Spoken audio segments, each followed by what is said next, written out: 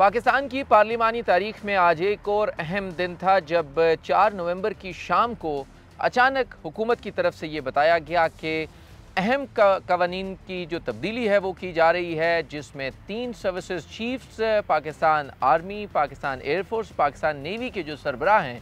उनकी जो तकर्री है उसकी मियाद को 3 साल से बढ़ाकर 5 साल किया जा रहा है। इन तीनों जो कवानीन हैं तीनों सर्विसेज के उनमें तब्दीली की जा रही है और इसके साथ साथ सुप्रीम कोर्ट ऑफ पाकिस्तान के जो जजेस हैं उनकी तादाद को दुगना किया जा रहा है। जो इससे पहले 17 थे उनको डबल किया जाएगा, 34 तक बढ़ाया जाएगा और इसके साथ साथ इस्लामाबाद हाई कोर्ट के जजेस की भी तादाद 9 से बढ़ाकर 12 कर दी जाएगी। और प्रैक्टिस एंड प्रोसीजर जो अदलिया और बिलखुसूस सुप्रीम कोर्ट ऑफ पाकिस्तान में केसेस की जो निज़ाम चलाने के लिए और बेंचेस की मार्किंग के लिए है कमेटी, उसमें अहम जज जो जस्टिस मुनीब अख्तर को शामिल किया गया था वो अब हिस्सा नहीं होंगे इस कमेटी का, क्योंकि अब इसमें जो आईनी बेंच के सरबराह होंगे उन्हें इस कमेटी में शामिल किया जाएगा। ये अहम तरीन कानून साजी रात के इस पहर मुकम्मल की गई है। जावेद हुसैन साहब ने इन तमाम जो हिस्टोरिकल मोमेंट्स हैं इनको कवर किया। सबसे पहले तो ये बताएं कि ये आपको कब और कैसे पता चला कि ये इतने अहम कवानीन जो हैं उनको तब्दील किया जा रहा है? आज का जो दिन है उसमें सरप्राइज़ ऑफ द डे भी शामिल है, जिसमें 3 जो सर्विसेज चीफ्स के जो मुद्दत मुलाजमत में तोसी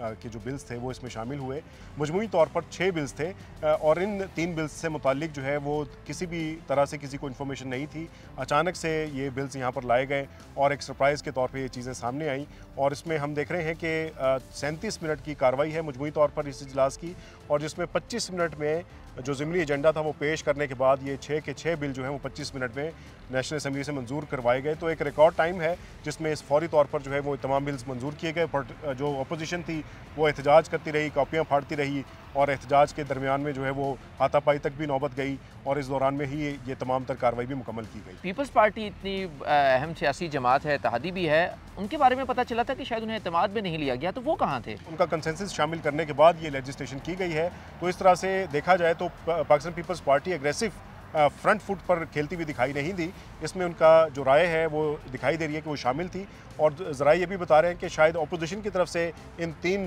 जो सर्विसेज चीफ से मुतालिक बिल हैं इस पर भी कोई एहतजाज या अपोजिशन ने कोई अपने रिमार्क्स नहीं दिए, तो उसमें भी दिखाई दे रहा है कि शायद अपोजिशन भी ऑन बोर्ड थी। बिल्कुल ठीक है। और जो अब ये अपॉइंटमेंट्स हैं इसमें जो आर्मी एक्ट 1952 में तब्दीली की गई है, तो उसमें तो अब ये वाज़ेह है कि अगर आर्मी चीफ की अपॉइंटमेंट होगी तो वो पहले 5 साल के लिए होगी और दोबारा 8B में 8A में 5 ईयर्स एंड देन 8B में वो नेक्स्ट 5 ईयर्स के लिए एक्सटेंशन या री अपॉइंटमेंट हो सकती है। तो ये 10 साल के लिए आर्मी चीफ की अपॉइंटमेंट अब कानून के मुताबिक हो सकेगी। बिल्कुल, इसमें 3 शिकें हैं और सब क्लॉज 8C आप ज़्यादा कानूनी चीज़ों को समझते हैं, तो 8C आप हमारे देखने वालों को बताइए कि 8C है क्या और उसका क्या फ़ायदा होगा जो हमारी अस्करी क़यादत है उसको। देखिए 8C में तो हमने देखा कि जो जनरल की अपॉइंटमेंट थी और जो एज बार था वो 64 ईयर्स था और इसमें क्योंकि ये जो 10 साल की अगर अपॉइंटमेंट होती है या 5 ईयर्स की और देन 5 ईयर्स की एक्सटेंशन होती है, तो उसमें ये खदशा था कि उसमें कहीं ये सवाल ना उठ जाए कानूनी तौर के ऊपर बाद में कि जो अगर 5 ईयर्स के बाद में अपॉइंटमेंट होती है तो वो 64 एज के बाद अगर होती है तो उसके ऊपर कोई कानूनी कदगन ना आ जाए। सो अपेरेंटली ये लगता है कि फुली लीगल कवर है कि आर्मी चीफ की जो अपॉइंटमेंट है वो 5 ईयर्स प्लस 5 ईयर्स के लिए हो सकेगी।